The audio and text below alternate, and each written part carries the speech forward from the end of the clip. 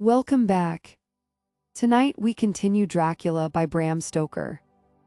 This is episode 3, and we will read chapter 3 from Jonathan Harker's journal. Last time, Jonathan was welcomed into Count Dracula's castle and spent several long evenings speaking with his unusual host. He noticed that the Count never seemed to eat, possessed remarkable strength, and cast no reflection in a mirror. Jonathan also discovered that the castle doors were locked, and he came to understand that he could not leave freely. Settle in, get comfortable, and let the story continue at a quiet and steady pace. Chapter 3. Jonathan Harker's journal continued. When I found that I was a prisoner, a sudden feeling of alarm came over me. I rushed up and down the stairs, trying every door and peering out of every window I could find. But after a little, the conviction of my helplessness overpowered all other things. When I look back after a few hours, I think I must have been overcome for a time, for I behaved much as a rat does in a trap.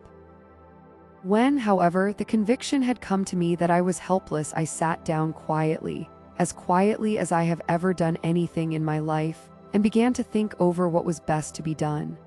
I am thinking still, and as yet have come to no definite conclusion. Of one thing only am I certain, that it is no use making my ideas known to the Count. He knows well that I am imprisoned, and as he has done it himself and has doubtless his own motives for it, he would only deceive me if I trusted him fully with the facts. So far as I can see, my only plan will be to keep my knowledge and my fears to myself and my eyes open. I am, I know, either being deceived like a baby by my own fears, or else I am in serious difficulty. And if the latter be so, I need and shall need all my brains to get through. I had hardly come to this conclusion when I heard the great door below shut and knew that the Count had returned.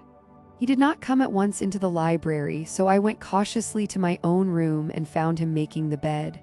This was odd, but only confirmed what I had all along thought, that there were no servants in the house.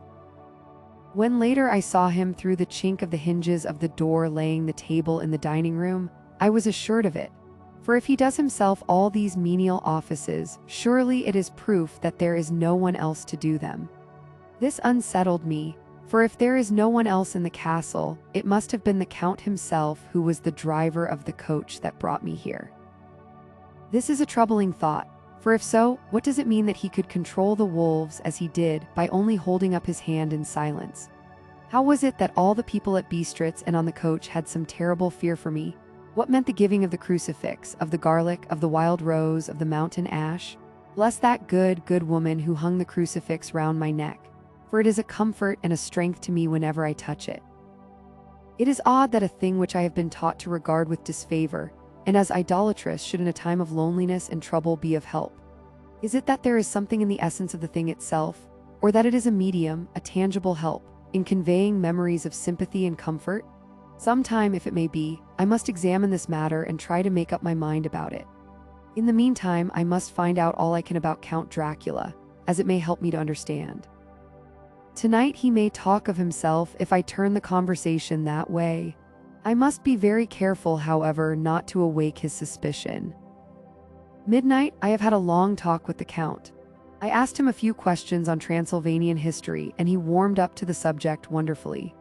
In his speaking of things and people, and especially of battles, he spoke as if he had been present at them all. This he afterwards explained by saying that to a boyar the pride of his house and name is his own pride, that their glory is his glory, that their fate is his fate.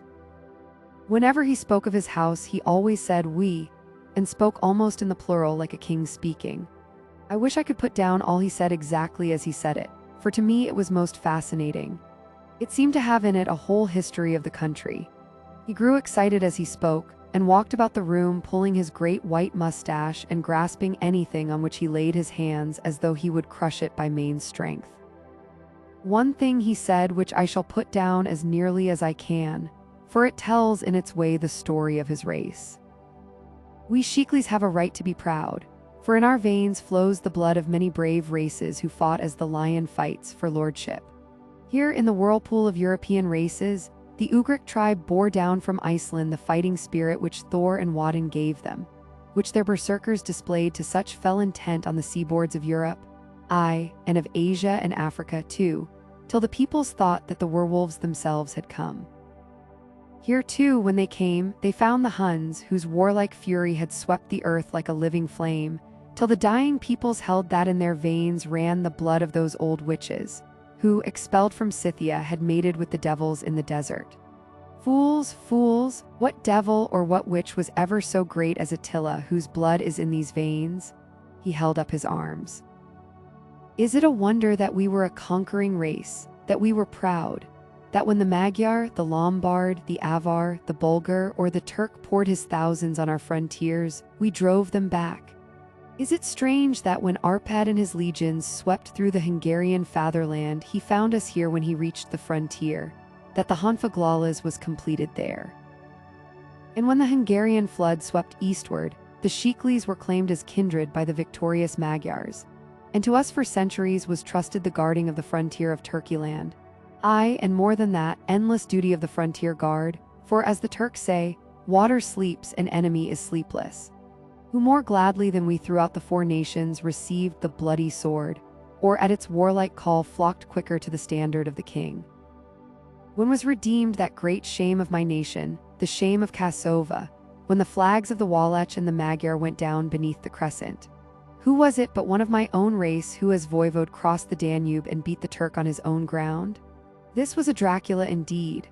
Woe was it that his own unworthy brother, when he had fallen, sold his people to the Turk and brought the shame of slavery on them. Was it not this Dracula indeed, who inspired that other of his race, who in a later age again and again brought his forces over the great river into Turkeyland, who, when he was beaten back, came again and again, and again, though he had to come alone from the bloody field where his troops were being slaughtered, since he knew that he alone could ultimately triumph? They said that he thought only of himself. Bah, what good are peasants without a leader? Where ends the war without a brain and heart to conduct it? Again, when after the Battle of Mohacs we threw off the Hungarian yoke, we of the Dracula blood were amongst their leaders, for our spirit would not brook that we were not free.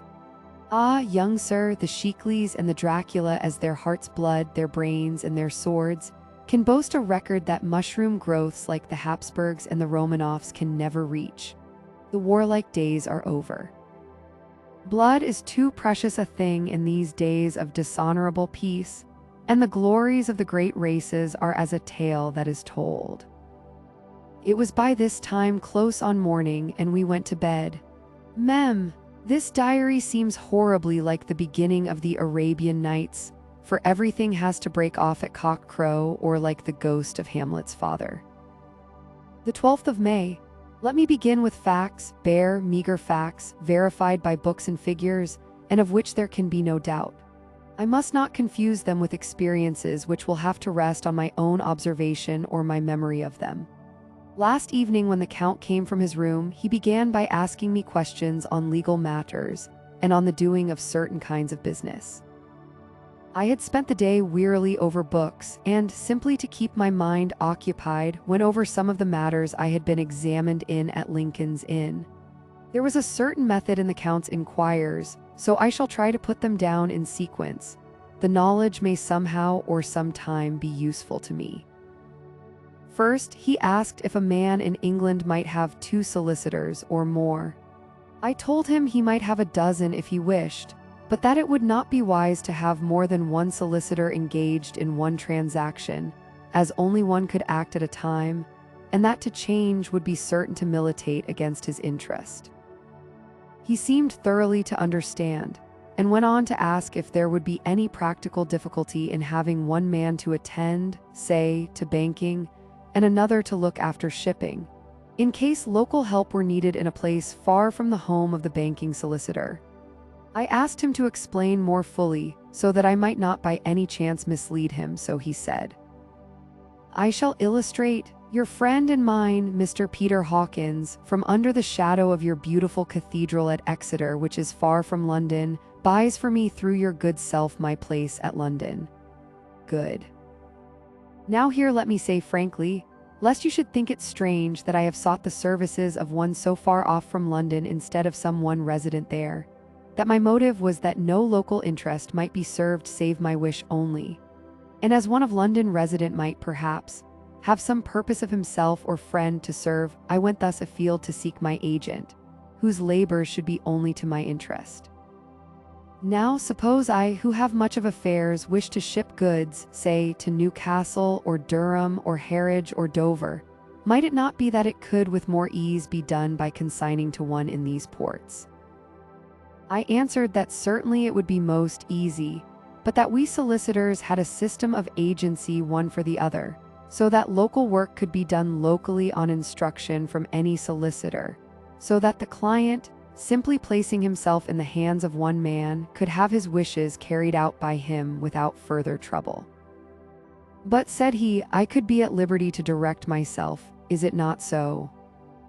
Of course, I replied, and such is often done by men of business, who do not like the whole of their affairs to be known by any one person. Good, he said, and then went on to ask about the means of making consignments and the forms to be gone through, and of all sorts of difficulties which might arise, but by forethought could be guarded against. I explained all these things to him to the best of my ability, and he certainly left me under the impression that he would have made a wonderful solicitor, for there was nothing that he did not think of or foresee. For a man who was never in the country and who did not evidently do much in the way of business, his knowledge and acumen were wonderful. When he had satisfied himself on these points of which he had spoken, and I had verified all as well as I could by the books available, he suddenly stood up and said, Have you written since your first letter to our friend Mr. Peter Hawkins, or to any other? It was with some bitterness in my heart that I answered that I had not, that as yet I had not seen any opportunity of sending letters to anybody. Then write now, my young friend, he said, laying a heavy hand on my shoulder, write to our friend and to any other, and say, if it will please you, that you shall stay with me until a month from now. Do you wish me to stay so long? I asked, for my heart grew cold at the thought. I desire it much, nay, I will take no refusal. When your master, employer, what you will, engaged that someone should come on his behalf, it was understood that my needs only were to be consulted. I have not stinted. Is it not so? What could I do but bow acceptance? It was Mr. Hawkins's interest, not mine, and I had to think of him, not myself. And besides, while Count Dracula was speaking, there was that in his eyes and in his bearing which made me remember that I was a prisoner, and that if I wished it I could have no choice. The Count saw his victory in my bow and his mastery in the trouble of my face, for he began at once to use them, but in his own smooth, resistless way. I pray you, my good young friend, that you will not discourse of things other than business in your letters. It will doubtless please your friends to know that you are well, and that you look forward to getting home to them. Is it not so? As he spoke, he handed me 3 sheets of note paper and 3 envelopes. They were all of the thinnest foreign post, and looking at them then at him, and noticing his quiet smile with the sharp canine teeth lying over the red underlip, I understood as well as if he had spoken that I should be careful what I wrote, for he would be able to read it.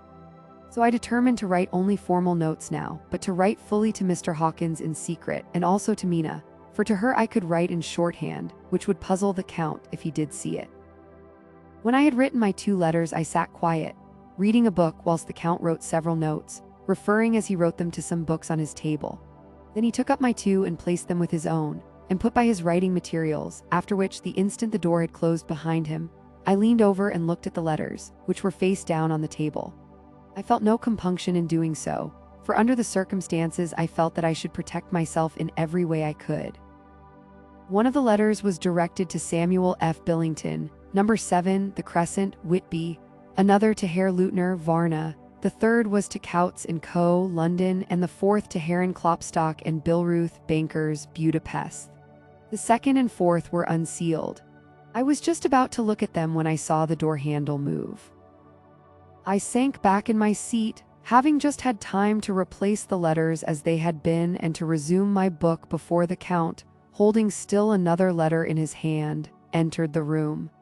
He took up the letters on the table and stamped them carefully, and then, turning to me, said, I trust you will forgive me, but I have much work to do in private this evening. You will, I hope, find all things as you wish. At the door he turned and after a moment's pause said, "Let me advise you, my dear young friend, nay, let me warn you with all seriousness, that should you leave these rooms you will not by any chance go to sleep in any other part of the castle. It is old and has many memories, and there are bad dreams for those who sleep unwisely. Be warned, should sleep now or ever overcome you, or be like to do, then haste to your own chamber or to these rooms, for your rest will then be safe. But if you be not careful in this respect, then—" He finished his speech in a gruesome way, for he motioned with his hands as if he were washing them. I quite understood. My only doubt was as to whether any dream could be more terrible than the unnatural, horrible net of gloom and mystery which seemed closing round me. Later, I endorsed the last words written, but this time there is no doubt in question. I shall not fear to sleep in any place where he is not. I have placed the crucifix over the head of my bed. I imagine that my rest is thus freer from dreams, and there it shall remain. When he left me, I went to my room. After a little while, not hearing any sound, I came out and went up the stone stair to where I could look out towards the south. There was some sense of freedom in the vast expanse, inaccessible though it was to me, as compared with the narrow darkness of the courtyard. Looking out on this, I felt that I was indeed in prison, and I seemed to want a breath of fresh air, though it were of the night. I am beginning to feel this nocturnal existence tell on me. It is destroying my nerve. I start at my own shadow and am full of all sorts of horrible imaginings. God knows that there is ground for any terrible fear in this accursed place. I looked out over the beautiful expanse, bathed in soft yellow moonlight till it was almost as light as day. In the soft light, the distant hills became melted, and the shadows in the valleys and gorges of velvety blackness. The mere beauty seemed to cheer me. There was peace and comfort in every breath I drew. As I leaned from the window, my eye was caught by something moving a story below me, and somewhat to my left, where I imagined, from the lie of the rooms, that the windows of the Count's own room would look out. The window at which I stood was tall and deep, stone-mullioned, and though weather-worn was still complete, but it was evidently many a day since the case had been there. I drew back behind the stonework and looked carefully out. What I saw was the Count's head coming out from the window. I did not see the face, but I knew the man by the neck and the movement of his back and arms. In any case, I could not mistake the hands which I had had so many opportunities of studying. I was at first interested and somewhat amused, for it is wonderful how small a matter will interest and amuse a man when he is a prisoner. But my very feelings changed to repulsion and terror when I saw the whole man slowly emerge from the window and begin to crawl down the castle wall over that dreadful abyss, face down, with his cloak spreading out around him like great wings. At first I could not believe my eyes. I thought it was some trick of the moonlight, some weird effect of shadow, but I kept looking, and it could be no delusion. I saw the fingers and toes grasp the corners of the stones, worn clear of the mortar by the stress of years, and by thus using every projection and inequality move downwards with considerable speed, just as a lizard moves along a wall. What manner of man is this, or what manner of creature is it in the semblance of man? I feel the dread of this horrible place overpowering me. I am in fear, in awful fear, and there is no escape for me. I am encompassed about with terrors that I dare not think of. The 15th of May. Once more have I seen the Count go out in his lizard fashion. He moved downwards in a sidelong way, some 100 feet down and a good deal to the left. He vanished into some hole or window. When his head had disappeared, I leaned out to try and see more, but without avail. The distance was too great to allow a proper angle of sight. I knew he had left the castle now, and thought to use the opportunity to explore more than I had dared to do as yet. I went back to the room and, taking a lamp, tried all the doors. They were all locked as I had expected, and the locks were comparatively new, but I went down the stone stairs to the hall where I had entered originally. I found I could pull back the bolts easily enough and unhook the great chains, but the door was locked and the key was gone. That key must be in the Count's room. I must watch should his door be unlocked so that I may get it and escape. I went on to make a thorough examination of the various stairs and passages, and to try the doors that opened from them.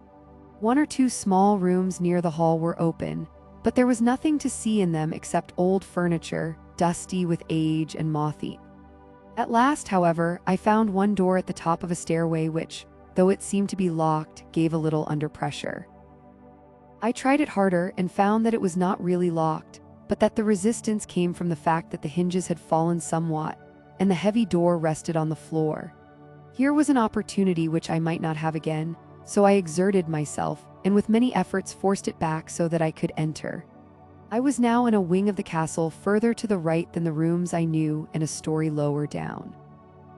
From the windows I could see that the suite of rooms lay along to the south of the castle, the windows of the end room looking out both west and south. On the latter side, as well as to the former, there was a great precipice. The castle was built on the corner of a great rock, so that on 3 sides it was quite impregnable, and great windows were placed here where sling or bow or culverin could not reach, and consequently light and comfort, impossible to a position which had to be guarded, were secured. To the west was a great valley, and then, rising far away, great jagged mountain fastnesses, rising peak on peak, the sheer rock studded with mountain ash and thorn, whose roots clung in cracks and crevices and crannies of the stone.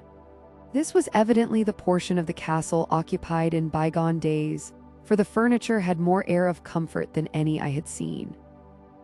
The windows were curtainless, and the yellow moonlight, flooding in through the diamond panes, enabled one to see even colors, whilst it softened the wealth of dust which lay over all and disguised in some measure the ravages of time and the moth. My lamp seemed to be of little effect in the brilliant moonlight, but I was glad to have it with me, for there was a dread loneliness in the place which chilled my heart and made my nerves tremble. Still, it was better than living alone in the rooms which I had come to hate from the presence of the Count, and after trying a little to school my nerves, I found a soft quietude come over me.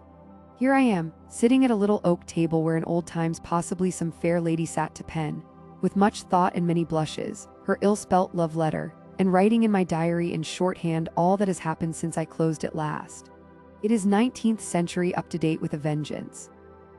And yet, unless my senses deceive me, the old centuries had and have powers of their own which mere modernity cannot kill. Later, the morning of 16 May. God preserve my sanity, for to this I am reduced. Safety and the assurance of safety are things of the past. Whilst I live on here, there is but one thing to hope for, that I may not go mad, if indeed I be not mad already. If I be sane, then surely it is maddening to think that of all the foul things that lurk in this hateful place the Count is the least dreadful to me, that to him alone I can look for safety, even though this be only whilst I can serve his purpose. Great God, merciful God, let me be calm, for out of that way lies madness indeed. I begin to get new lights on certain things which have puzzled me. Up to now, I never quite knew what Shakespeare meant when he made Hamlet say. For now, feeling as though my own brain was unhinged, or as if the shock had come which must end in its undoing, I turn to my diary for repose. The habit of entering accurately must help to soothe me. The Count's mysterious warning frightened me at the time. It frightens me more now when I think of it, for in future he has a fearful hold upon me. I shall fear to doubt what he may say. When I had written in my diary and had fortunately replaced the book and pen in my pocket, I felt sleepy. The Count's warning came into my mind, but I took a pleasure in disobeying it. The sense of sleep was upon me, and with it the obstinacy which sleep brings as outrider. The soft moonlight soothed, and the wide expanse without gave a sense of freedom which refreshed me. I determined not to return tonight to the gloom-haunted rooms, but to sleep here, whereof old ladies had sat and sung and lived sweet lives, whilst their gentle breasts were sad for their menfolk away in the midst of remorseless wars. I drew a great couch out of its place near the corner, so that as I lay, I could look at the lovely view to east and south, and unthinking of and uncaring for the dust, composed myself for sleep. I suppose I must have fallen asleep. I hope so, but I fear, for all that followed was startlingly real, so real that now, sitting here in the broad, full sunlight of the morning, I cannot in the least believe that it was all sleep. I was not alone. The room appeared unchanged, and my own footsteps could still be seen in the dust beneath the moonlight. Opposite me stood 3 young women dressed as ladies. Though the moon shone behind them, they cast no shadows upon the floor. 2 had dark hair and features that reminded me of the Count. The third had fair hair and pale blue eyes. All 3 watched me in silence before whispering together. Their beauty was striking, yet something about them filled me with uneasiness. Their laughter was soft and musical, but strangely cold. The fair-haired woman hesitated while the others encouraged her to come nearer. "Go on, you are first, and we shall follow," said one. The other remarked that Jonathan was young and strong. Jonathan remained still as the fair-haired woman approached. Her manner was strangely compelling, yet there was something cold and unsettling beneath it. She leaned nearer, and he realized that her attention had turned toward his throat. For a moment, he felt caught between fascination and fear. Before she could come any closer, Count Dracula appeared in sudden anger. He pulled her away and ordered all three women to stand back. His quiet voice carried such authority that the room seemed to fall still around him. "How dare you touch him when I forbade it?" he said. "This man belongs to me, do not interfere." The fair-haired woman answered that the Count had never loved. The others joined her in a cold, joyless laugh. Dracula replied that he, too, could love and promised that they might have Jonathan only after his own purpose was complete. One of the women then pointed toward a moving bag that the Count had brought into the room. A faint sound came from within it. Jonathan could not bear to watch. The women gathered around the bag and then seemed to fade into the moonlight, passing from the room as silently as shadows. Overcome by fear and exhaustion, Jonathan lost consciousness. And that is where we will leave the story for tonight. Jonathan has learned more about the castle, its master, and the strange dangers hidden within its walls. For now, the old rooms have grown quiet again. Thank you for listening. Rest well, and we will continue with the next chapter.